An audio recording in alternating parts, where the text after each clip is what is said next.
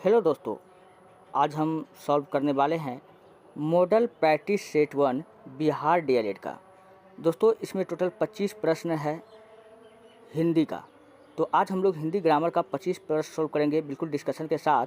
तो चलिए हम लोग वीडियो को स्टार्ट करते हैं। पहला प्रश्न देखिए आपके सामने में लगा हुआ है कि पहला प्रश्न क्या लगा हुआ है, यहाँ ध्यान से देखिए। यह किरण का पर्यायवाची है। तो किरण का पर्यायवाची आपको खोजना है, 4 ऑप्शन दिया गया है। तो किरण का जो पर्यायवाची होता है क्या सब होता है, ज्योति होता है। क्या होता है, ज्योति। और किरण का पर्यायवाची क्या होता है आप लोग बताओ। ज्योति होता है, प्रकाश होता है, तेज होता है, तेज मतलब भी किरण ही होता है। और प्रभा, प्रभा मतलब भी क्या होता है, किरण ही होता है। और रश्मि रथी, रश्मि रथी मतलब भी क्या होता है, रश्मि रथी मतलब भी किरण ही होता है। और आभा मतलब भी क्या होता है, किरण ही होता है। तो ये सब इसका क्या है, पर्यायवाची है। तो यहाँ ऑप्शन में क्या दिख रहा है, रश्मि दिख रहा है। तो ऑप्शन नंबर 3 क्या हो जाएगा, बिल्कुल राइट हो जाएगा। जबकि आग का पर्यायवाची क्या होता है, अग्नि, अनल, ज्वाला, दहन, धनंजय, पावक, किसानु, वैश्वानर, रोहित, भासु, वायुष्का, ये सब आग का पर्यायवाची है। तो इस प्रश्न का ऑप्शन नंबर 3 क्या हो जाएगा, बिल्कुल राइट हो जाएगा। चलिए बढ़ते हैं नेक्स्ट। अगला प्रश्न आपके सामने में है, निम्नलिखित प्रश्नों में संधि पहचानिए। यहाँ पर आपको संधि पहचानने के लिए दिया गया है कि कौन सा संधि नायक में है। तो नायक का हम लोग संधि विच्छेद कैसे करते हैं, तो नायक का संधि विच्छेद हम लोग करते हैं नय जोड़ अक, यही ना होगा नायक का संधि विच्छेद। तो यहाँ देखिए नय में क्या छुपा हुआ है, कहीं न कहीं ए छुपा हुआ है। क्या छुपा हुआ है, ए छुपा हुआ है। और यहाँ देख लीजिए अक, अक में भी कहीं न कहीं अ छुपा हुआ है, अ। तो ए और अ के मिलने से कौन सा संधि बन जाता है, ए और अ के मिलने से दोस्तों कौन सा संधि, जब भी ए और अ का मिलन हो जाएगा तो इसको हम लोग क्या पढ़ेंगे, आय पढ़ेंगे। क्या पढ़ेंगे, आय पढ़ेंगे, आय पढ़ेंगे। और यह कौन सा संधि हो जाएगा, यह आपका हो जाएगा आयादी संधि। कौन सा संधि हो जाएगा, आयादी संधि हो जाएगा। तो नायक में देखिए ए और अ को मिलेंगे तो आय पढ़ेंगे तो क्या हो जाएगा, नायक। क्या हो जाएगा, नायक। क्या हो जाएगा, नायक हो गया। नयन में पूछेगा कौन संधि है, उसी प्रकार भवन में पूछेगा कौन सा संधि है, गायक में पूछेगा कौन सा संधि है। तो ये सब में आपका कौन सा संधि होने वाला है, तो ये सब में आपका आयादी संधि होने वाला है। तो इस प्रश्न का ऑप्शन नंबर 1 क्या हो जाएगा, यहाँ ऑप्शन नंबर 1 क्या हो जाएगा, बिल्कुल राइट हो जाएगा। चलिए तीसरा नंबर का प्रश्न है, अत्यावश्यक का संधि विच्छेद। अत्यावश्यक में पूछ रहा है कि कौन सा संधि होगा। तो अत्यावश्यक में कौन सा संधि हो जाएगा, तो अत्यावश्यक में यन संधि हो जाएगा। और यन संधि का पहचान क्या होता है, सबसे पहले हम लोग अति आवश्यक का, अति जोड़ आवश्यक, इसका हम लोग संधि विच्छेद करेंगे तो क्या लिखेंगे, अति जोड़ आवश्यक, ये तो लिखेंगे आवश्यक। इसका संधि विच्छेद हो गया अति जोड़ आवश्यक। ठीक, तो अति में देखिए क्या छुपा हुआ है, ई छुपा हुआ है, हर्षई छुपा हुआ है। प्लस यहाँ पे देखिए आ, कहीं पर आ छुपा हुआ है। तो हर्षई और अ के मेल से क्या बनता है, य बनता है। क्या बनता है, य बनता है। क्या बनता है, य बनता है। तो इसलिए क्या हो जाएगा अत्यावश्यक। क्या हो जाएगा, अत्यावश्यक हो जाएगा। और ये कौन सा संधि हो जाएगा, तो ये आपका संधि पूछे तो यन संधि हो जाएगा। तो इस प्रश्न का ऑप्शन नंबर 2 क्या हो जाएगा, बिल्कुल राइट हो जाएगा। ठीक, उसी प्रकार अध्याय में पूछेगा कौन सा संधि है, स्वागत में पूछेगा कौन सा संधि है, तो ये सब में आपका यन संधि होने वाला है। चलिए बढ़ते हैं नेक्स्ट। अगला प्रश्न आपके सामने में है, निम्नलिखित प्रश्नों में से संधि विच्छेद पहचानिए। संधि विच्छेद आपको पहचानने के लिए कह रहा है। तो जगन्नाथ का संधि विच्छेद क्या होता है, तो जगन्नाथ का जो संधि विच्छेद होगा, जगत जोड़ नाथ,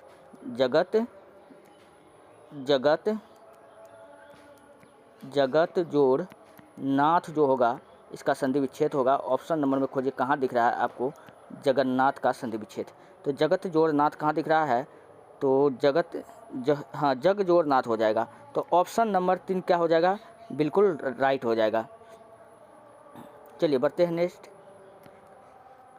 अगला है सर्वोत्तम विलोम शब्द को पहचानने के लिए कह रहा है। आय का विलोम क्या होगा? आय का विलोम आपसे पूछ रहा है, तो आय का विलोम क्या होता है? व्यय होता है। तो ऑप्शन नंबर ए क्या हो जाएगा? बिल्कुल राइट हो जाएगा। और जड़ का विलोम बताइए, जड़ का विलोम क्या होता है? तो जड़ का विलोम भैया चेतन होता है। तो ऑप्शन नंबर 2 क्या हो जाएगा? बिल्कुल राइट हो जाएगा। चलिए नेक्स्ट 7वां नंबर का प्रश्न है, इन शब्दों में विजातीय शब्द है, मतलब कौन भिन्न है, ये आपको चुनना है।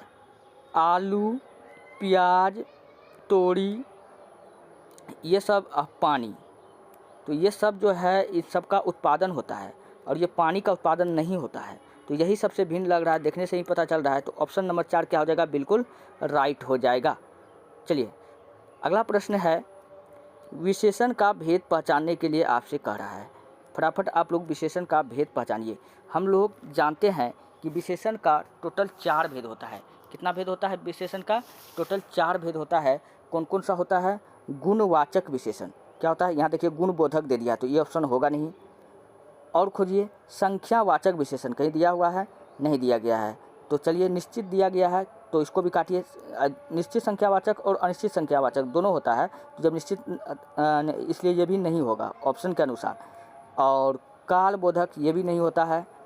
परिणामवाचक होता है, क्या होता है? परिणामवाचक और संकेतवाचक। और संकेतवाचक को ही हम लोग क्या कहते हैं? सर्वनामिक विशेषण। तो परिणामवाचक तो दे लेना था, तो सर्वनामिक विशेषण दिया गया है, तो सर्वनामिक विशेषण को ही हम लोग क्या कहते हैं? संकेतवाचक विशेषण। क्या कहते हैं? संकेतवाचक विशेषण पूछेगा किसको कहते हैं, तो हम लोग परिणामवाचक विशेषण को संकेतवाचक विशेषण कहते हैं। तो ऑप्शन नंबर 4 क्या हो जाएगा? बिल्कुल राइट हो जाएगा। और सर्वनामिक विशेषण इसमें कैसे पता चलेगा?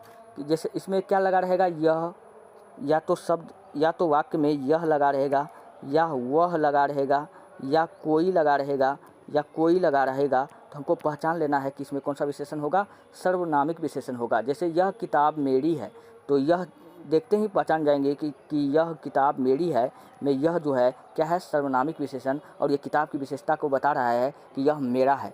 वह आदमी नहीं आया, तो वह लग गया ना, तो कुछ नहीं सोचना है, सीधा समझ जाएंगे सर्वनामिक विशेषण है। चलिए बढ़ते हैं नेक्स्ट अगला प्रश्न, 9वें नंबर का प्रश्न। 9वां नंबर का प्रश्न क्या है भैया? 9वां नंबर का प्रश्न है कि यह शब्द में कौन सा विशेषण है। चलिए यह शब्द में पूछ रहा है कि कौन सा विशेषण है, तो यह में कौन सा विशेषण है? आप लोग बताइए कि यह में कौन सा विशेषण है। यह में सर्वनामिक विशेषण है, क्या गुणबोधक विशेषण है, या कालबोधक विशेषण है? तो 9वां नंबर का जो आपका राइट आंसर होने वाला है, इसमें क्या हो जाएगा? सर्वनामिक विशेषण, गुणबोधक विशेषण, परिमाणवाचक विशेषण, कालबोधक विशेषण। तो इसका राइट आंसर क्या हो जाएगा? इसका राइट आंसर हो जाएगा सर्वनामिक विशेषण। क्या हो जाएगा? सर्वनामिक विशेषण हो जाएगा। चलिए बढ़ते हैं नेक्स्ट अगला है, यह जैसे कहेगा तो क्या होता है? एक संकेत देता है, यह किताब मेरा है, तो हमने संकेत दिया कि यह किताब मेरा है, तो इसलिए सर्वनामिक विशेषण हो जाएगा। चलिए अगला प्रश्न आपके सामने में है, क्रिया से बना विशेषण को पहचानिए, यानी क्रिया विशेषण को आपको पहचानना है। क्रिया विशेषण क्या होता है? जो संज्ञा और सर्वनाम का विशेषता बतला दे, जो संज्ञा और सर्वनाम का विशेषता बता दे उसको क्रिया विशेषण कहते हैं। तो इमारती, कथित, मेरा, मासिक। तो क्रिया विशेषण क्या हो जाएगा? मासिक मतलब क्या हो गया? महीना होता है ना, तो महीना का जो क्रिया हो क्या हो जाएगा? मासिक हो जाएगा। तो 30 दिन की बात जहाँ होगा उसके लिए हम लोग शब्द मासिक का प्रयोग करते हैं ना, 1 महीने के लिए हम लोग मासिक का प्रयोग करते हैं। तो ऑप्शन नंबर 3 क्या हो जाएगा? बिल्कुल राइट हो जाएगा। अच्छा, और लड़ाकू का विशेषण क्या हो जाएगा? लड़ाकू का नहीं, क्वेश्चन पूछ रहा है कि इनमें कौन विशेषण है।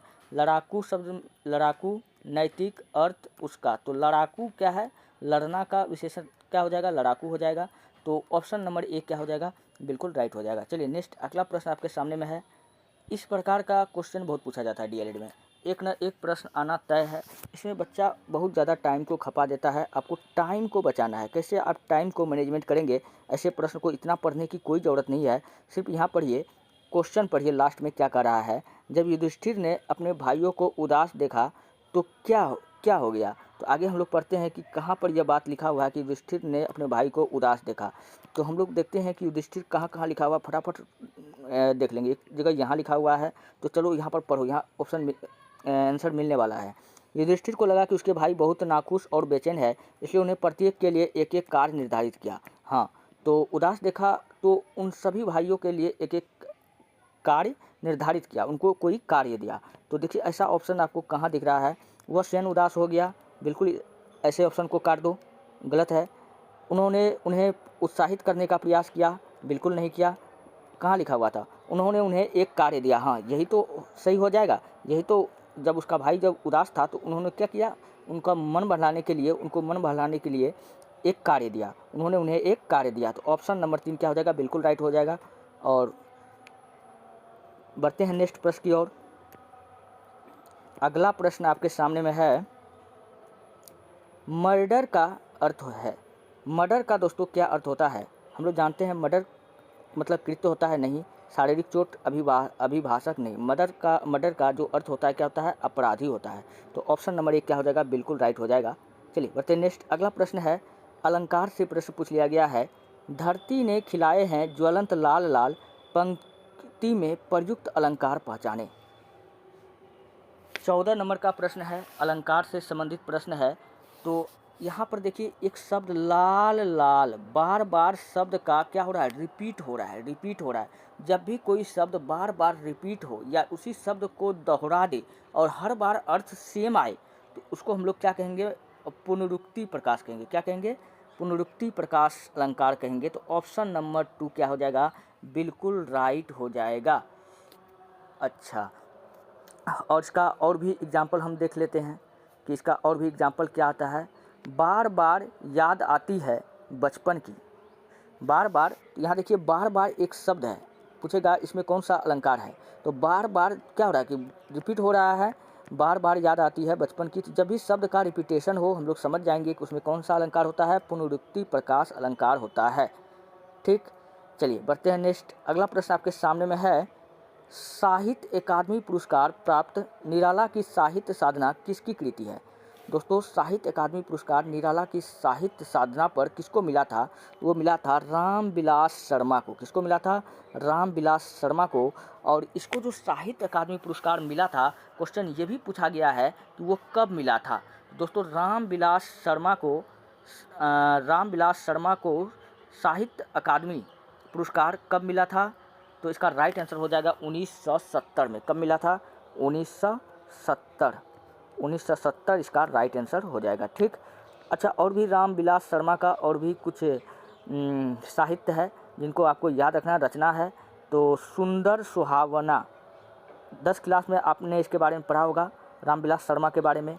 सुंदर सुहावना ये किसका है? तो रामविलास शर्मा का है। मंजुल कलित, चारू, उत्कृष्ट, ये सब रामविलास शर्मा का कृतियाँ हैं, ये बात आपको याद रखना है। चलिए अगला प्रश्न आपके सामने में है, मैं छुपाना जानता तो ... मुझे समझाता ही। दिए गए विकल्प में सही विकल्प का चयन करना है कि इसमें कौन सा शब्द यहाँ फिट होने वाला है। मैं छुपाना जानता तो लोग, यहाँ पशु रख देते हैं, तो लोग पशु मुझे समझता ही, अच्छा नहीं लग रहा है। मैं छुपाना जानता तो जग साधु मुझे समझता, इससे कोई लेना देना नहीं है। हाँ, मैं छुपाना जानता तो मित्र मुझे धूर्त समझता, ये बात गहरा रिलेशन है कि दोस्तों के बीच कोई बातों को नहीं छुपाना चाहिए। तो ऑप्शन नंबर उस हिसाब से क्या हो जाएगा? बिल्कुल राइट हो जाएगा। चलिए नीच भिखारी ये भी नहीं है। ऑप्शन नंबर 3 क्या हो जाएगा? बिल्कुल राइट हो जाएगा। 17 नंबर का प्रश्न है, निम्न वाक्यों में से एक वाक्य व्याकरण की दृष्टि से शुद्ध है। तो व्याकरण की दृष्टि से वाक्य जो होता है भैया 3 प्रकार का होता है। एक को कहते हैं सरल वाक्य, एक को कहते हैं संयुक्त वाक्य, और दूसरा को हम लोग कहते हैं, तीसरा को हम लोग कहते हैं मिश्र वाक्य। दूसरा को हम लोग क्या कहते हैं? संयुक्त वाक्य। फिर होता है मिश्र वाक्य। सरल वाक्य में एक कर्ता और एक क्रिया होता है। संयुक्त वाक्य में क्या होता है? इसलिए और लेकिन किंतु परंतु लगा रहता है। और मिश्र वाक्य में जो तो जब तब जैसे तैसे जैसा शब्द लगा रहता है। हम लोग पढ़िए पहले, गर्मी की उपज होने के बाद वर्षा शुरू होने को हुई, इसमें कौन सही है? देखिए, गर्मी के उमस होने के बाद वर्षा शुरू होने के वर्षा शुरू हो गई, तो ये होता तो सही हो जाता, ये गलत है। यदि हमें जीवन में कुछ प्राप्त करना है तो पुरुषार्थ को अपने जीवन का लक्ष्य बनाना चाहिए। हाँ, ये बिल्कुल सही दिख रहा है। तो ऑप्शन नंबर 2 क्या हो जाएगा? बिल्कुल राइट हो जाएगा, ये वाक्य सही है। अगला है, विश्वनाथ अपने परिवारियों के साथ किसी महानगर में एक छोटे तंग मकान में रहता है, ये गलत लिखा है वाक्य। इस वर्षा में निर्मला के मन में तीर्थ यात्रा की बड़ी लालसा थी। इस वर्षों में निर्मला के मन में तीर्थ यात्रा की बड़ी लालसा थी। हाँ, तो ऑप्शन नंबर 2 ही बिल्कुल सही है और सब गलत है। चलिए अगला प्रश्न आपके सामने में है, दिए गए विकल्प में से मनोहर का समानार्थी शब्द सुनिए। मनोहर का क्या अर्थ होता है? तो मनोहर का जो अर्थ होता है क्या होता है? सुहावना हो जाएगा। तो ऑप्शन नंबर 3 क्या हो जाएगा? बिल्कुल राइट हो जाएगा। अब मैं आपको और भी कुछ बताता हूँ, आप लोग ध्यान से सुनिए कि मनोहर का क्या क्या सब हो जाएगा। सुंदर भी हो सकता है, ऑप्शन में अगर सुहावना नहीं रहता तो क्या रहता? सुंदर भी मनोहर का ही अर्थ होता है। सुहावना तो यहाँ देले है। मंजुल, मनोहर का मंजुल भी होता है। क्या होता है? मंजुल भी होता है। और मनोहर का क्या हो जाएगा? मनोहर का चारू भी होता है। क्या होता है? चारू होता है। फिर उत्कृष्ट भी होता है। उत्कृष्ट मतलब भी क्या होता है? मनोहर ही होता है। तो ये सब किसका समानार्थी शब्द है? मनोहर का। तो यहाँ ऑप्शन में सुहावना दिया हुआ था, तो ऑप्शन नंबर 3 क्या हो जाएगा? बिल्कुल राइट हो जाएगा। नेक्स्ट अगला प्रश्न आपके सामने में है, एलिमोनी का हिंदी अर्थ है। एलिमोनी का हिंदी अर्थ क्या होता है? तो एलिमोनी का जो हिंदी अर्थ होता है कि जब कोई पति और पत्नी के बीच में तलाक हो जाता है आपसी मतभेद के कारण, तो उनको जो पति द्वारा वेतन भत्ता दिया जाता है उसी को हम लोग क्या कहते हैं? एलिमोनी कहते हैं। तो यहाँ देखिए सरकारी भत्ता है, बिल्कुल गलत। सरकारी भत्ता थोड़ी है, पति ने पत्नी को देता है।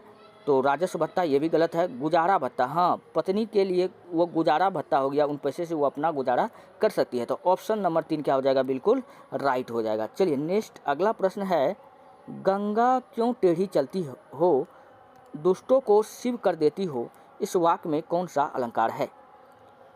इस वाक्य में दोस्तों व्याज स्तुति अलंकार है। ऑप्शन नंबर 4 क्या हो जाएगा? बिल्कुल राइट होने वाला है। और हम लोग जानते हैं कि व्याज स्थिति अलंकार जो होता है, इसमें दोस्तों पहला पंक्ति में क्या होगा? निंदा होगा। पहले किसी चीज़ का क्या किया जाएगा?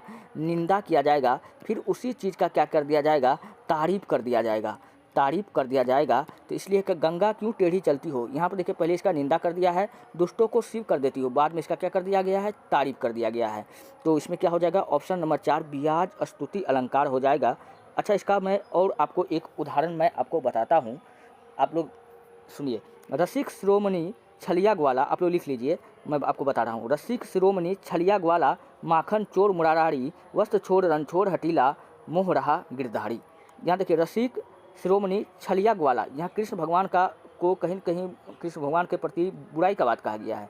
माखन चोर बताया गया उनको, और वस्त्र चोर भी बताया गया है, रण छोड़ भी बताया गया है। बाद में फिर क्या कर रहा है कि मोह रहा गिरधारी, बाद में उनके प्रति सम्मान भी व्यक्त कर रहा है, उनका बड़ाई भी कर रहा है। तो ऐसा जब भी देखिए किसी वाक्य में किसी का नेगेटिव बात और पॉजिटिव बात दोनों दिखे, तो हम लोग क्या लगाएंगे? व्याज स्तुति अलंकार। चलिए बढ़ते नेक्स्ट अगला है, जो तुम्हारी अनुशासन पावो, कुंदुक एवं ब्रह्मांड उठाओ। हाँ, तो यहाँ देखिए इसमें पूछ रहा है कि जो तुम्हारी अनुशासन पावो, कुंदुक ई ब्रह्मांड उठाओ, काचे घट जिमी डारो फोड़ी, सकऊ मेरू मूसक जिम तोड़ी। उपयुक्त पंक्ति में कौन सा रस है? यहाँ गुस्सा प्रकट हो रहा है, तो क्या हो जाएगा? गुस्सा को हम लोग कहते हैं रौद्र रस। क्या कहते हैं? रौद्र रस कहते हैं। अच्छा, क्वेश्चन पूछा जाता है कि रौद्र रस का अस्थाई भाव क्या होता है? दोस्तों रौद्र रस का अस्थाई भाव क्रोध होता है। क्या होता है? कई बार एग्जाम में पूछा गया है कि रौद्र रस का अस्थाई भाव क्या होता है? तो क्रोध होता है। चलिए बढ़ते हैं नेक्स्ट अगला प्रश्न आपके सामने में है, चरण कमल बंदो हरिराई, उपयुक्त पंक्ति में कौन सा अलंकार है? तो यहाँ पर रूपक अलंकार हो जाएगा। ऑप्शन नंबर 3 क्या हो जाएगा? बिल्कुल राइट हो जाएगा, रूपक अलंकार। चलिए बढ़ते हैं नेक्स्ट अगला प्रश्न आपके सामने में, रसखानी कबू इन आकुन ते ब्रज के बन बाग तराग निहारो। आपने 10th क्लास में पढ़ा होगा कवि रसखान के बारे में। कवि रसखान, इसकी प्रेमिका का नाम क्या था? सुजान। और इनकी जितना भी कविता है सब सवैया और छंद में है। तो ये बात आपको याद रखना, सवैया क्या होता है? एक प्रकार का गीत होता है। तो ऑप्शन नंबर 2 क्या हो जाएगा? बिल्कुल राइट हो जाएगा। चलिए बढ़ते हैं नेक्स्ट अगला प्रश्न आपके सामने में है, निम्नलिखित में से कौन प्रेमचंद की एक रचना है? तो प्रेमचंद का मैं कई बार आपको बताते रहता हूँ कौन कौन सा होता है। प्रेमचंद का पंच परमेश्वर, हाँ ये प्रेमचंद का है। और पंच परमेश्वर के साथ कुछ और इम्पोर्टेंट है, गबन। गबन पूछेगा किसकी रचना है? तो गबन भी भैया प्रेमचंद का है।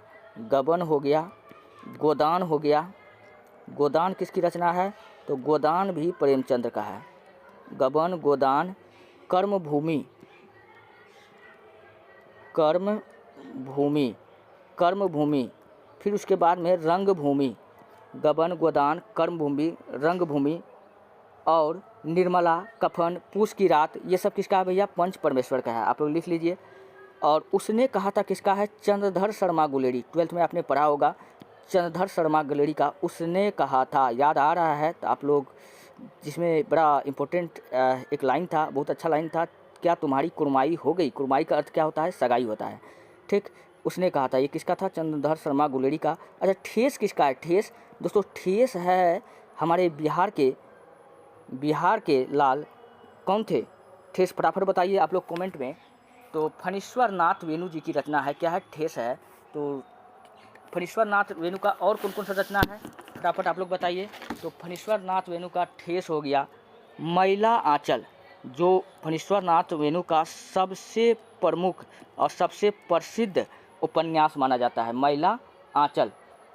प्रति परिकथा, कितने चौराहे, पंचलाइट, लाल पान की बेगम, ये सब किसका है?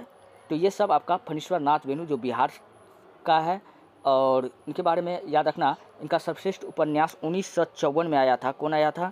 1954 में मैला आंचल आया था। कब आया था? 1954 में, जो इसका जीवन का सर्वश्रेष्ठ उपन्यास था। चलिए दोस्तों, ये रहा आज के प्रश्न। अगर आपको वीडियो अच्छा लगता है, हेल्पफुल लगता है, तब आप हमारे चैनल को सब्सक्राइब कर लीजिए, वीडियो को लाइक कर दीजिए। मिलते हैं नेक्स्ट वीडियो में, धन्यवाद।